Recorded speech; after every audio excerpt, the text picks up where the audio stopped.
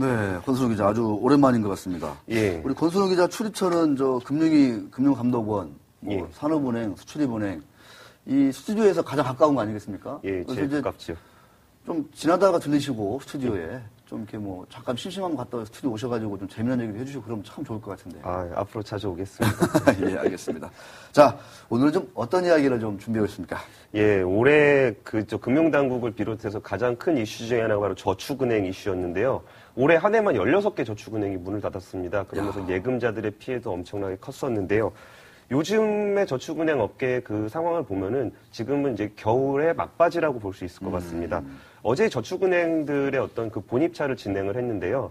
그래가지고 지금 이번에 그 업계 2위였던, 업계 2위가 좀 퇴출되면서 충격을 줬던 토마토저축은행에는 신한금융지주와 우리금융지주가 본입차에 참가를 했습니다. 그리고 업계 3위였던 제일저축은행은 KB금융지주와 하나금융지주가 본입차에 들어왔고요. 프라임과 파랑새 저축은행 패키지에는 BS금융지주, 하나금융지주, 한국금융지주가 참석을 했습니다. 이렇게 물량만 봐도 엄청나게 큰 금융지주들이 모두 참석한.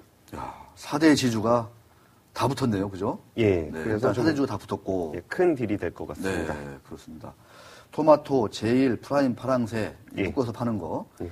그러니까 업계 상위 저축은행에 대해서는 매력이 있다. 예. 라고 4대 지주뿐만 아니라 BS지주, 한국금융지주까지 예. 덤벼드는 양상이다. 이렇게 볼 수 있을 것 같은데 그렇다면 정작 관심은 이제 누가 인수를 하게 될 것인지 이게 좀 궁금한 거 아니겠습니까? 예, 사실 저축은행을 인수하기에 금융지주들의 규모는 워낙 크기 때문에 어떤 금융지주가 인수를 하더라도 저축은행에 미치는 영향은 크진 않을 것 같습니다.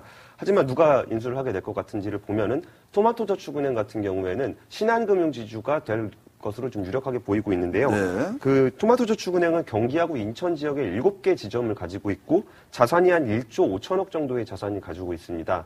신한금융지주 같은 경우에는 이 전 저축은행들의 어떤 입찰에도 참가를 했었는데 보통 성과를 많이 못 냈는데요. 그래서 이번에는 반드시 인수를 하겠다는 의지가 단단히 대주고 있고요. 그리고 이제 제일저축은행 같은 경우에는 서울에 6개 지점을 가지고 있고 1조 3,800억 원의 지금 자산을 보유하고 있습니다. 여기는 KB지주하고 지금 그 하나금융지주가 지금 입찰에 참가를 했는데 하나금융지주 같은 경우는 오늘 예고돼 있는 론스타로부터 외환은행을 인수를 할 계획을 가지고 있기 때문에 전력 투구를 할 수 있는 KB금융지주가 유리할 것으로 보입니다. 그리고 이제 그 파랑새와 프라임저축은행 같은 경우에는 이게 좀 저는 더 개인적으로 더 관심인 것 같은데. 예, 여기 같은 경우는 이제 BS금융지주하고 하나금융지주, 한국금융지주가 들어왔는데요. 여기 같은 경우는 아무래도 경남 쪽에 지점을 많이 가지고 있기 때문에 BS금융지주가 좀 유력하게 거론되고 있습니다. 경남 쪽에 기반을 가지고 있기 때문에 BS지주가. 그러면 한국금융지주는 어떻게 보면 좀 이렇게 약간 물을 먹는 게 아닌가 이런 생각이 들기도 합니다.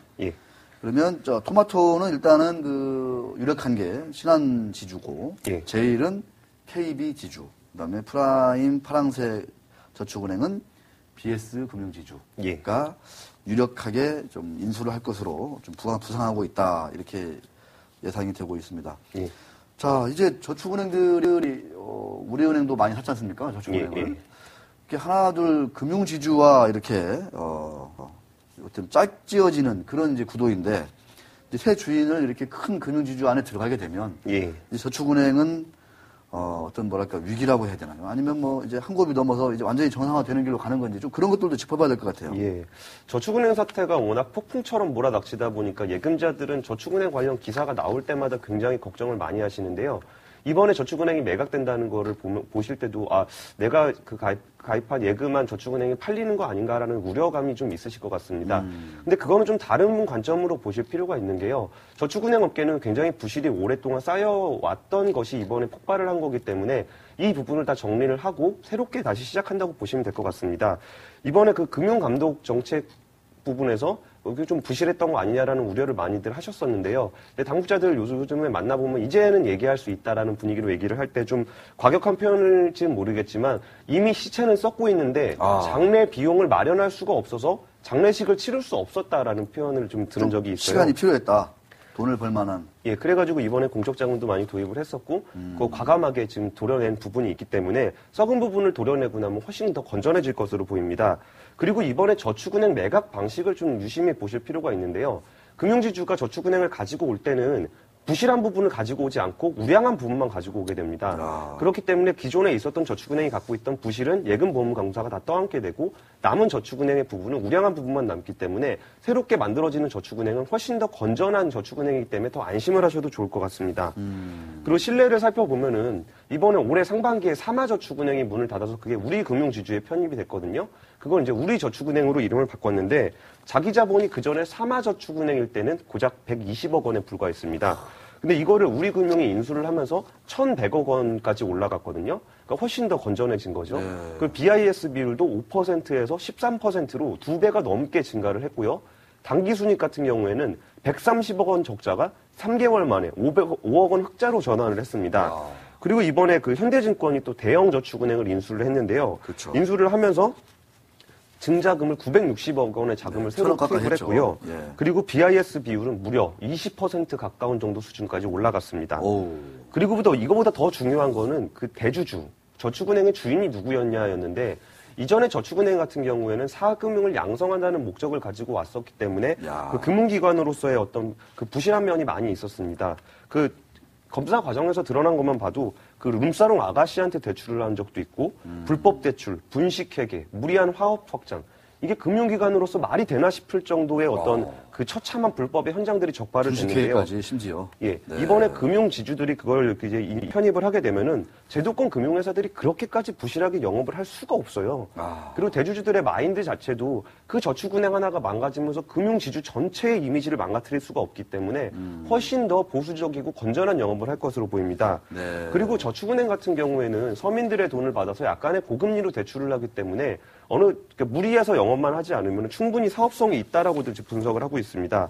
그래서 이번에 그 저축은행이 넘어갈 때 가지기금을 받거나 계산지급을 받고 저축은행을 외면하시는 분들이 있는데 굳이 그렇게까지 걱정하실 필요는 없습니다. 새로운 주인이 깨끗한 환경에서 영업을 할 수 있기 때문에 예금 금리가 조금 낮아질 수는 있겠지만 훨씬 더 안전하고 믿고 맡길 수 있는 저축은행 업계로 다시 태어날 것 같습니다.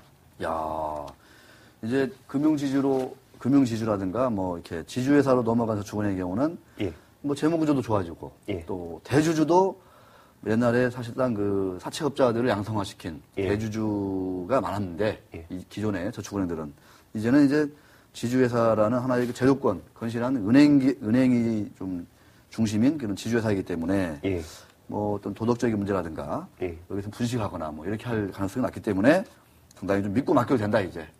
그때 영업 정지될 때 그 돈 안 찾으신 분들 있잖아요. 그냥 가만히 들고 계시면은 그냥 통장만 바뀌어서 자기 재산으로 다시 돌아오게 될 테니까 크게 걱정하지 마시고 이제 본입찰이 끝나면 오늘 우선 협상자를 뽑을 거거든요. 그럼 그냥 그대로 기다리셨다가 그 전에 못 받은 이자도 다 받으시고 그 다음에 앞으로 맡기실 돈 또 맡기시고 하면 될 것 같습니다. 네, 알겠습니다.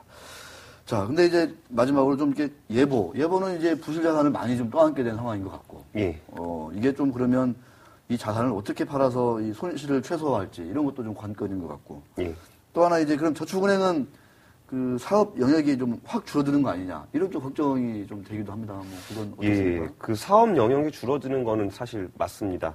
이전에 그 저축은행들이 무리하게 몸집을 확장을 하면서 부동산 PF 대출에다가 많이 투자를 하면서 외형을 확 키웠었거든요. 근데 부동산 PF 같은 경우는 굉장히 리스크 관리를 하기 힘든 사업이기 때문에 서민들의 돈을 가지고서 투자를 할 만한 건 아니라고 증권업계에서는 얘기를 했었어요.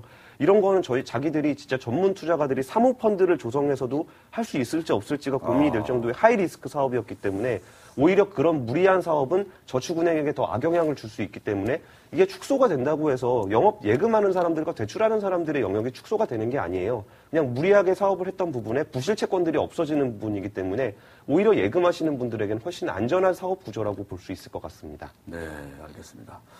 우리 권순우 기자가 저축은행에 필이 꽂힌 것 같습니다. 얘기 듣다 보니까. 그 전에 저축은행에 대해서는 굉장히 까칠하게 보고 있었거든요.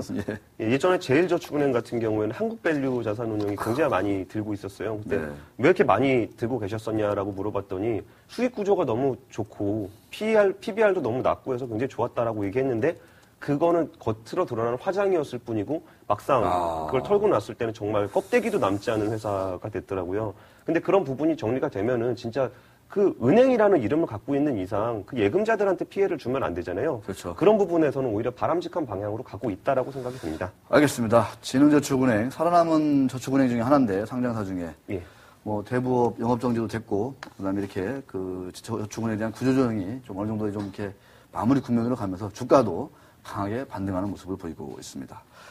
자, 권순우 기자 수고했습니다. 네, 수고하셨습니다. 네, 종목 탐험으로 넘어갑니다.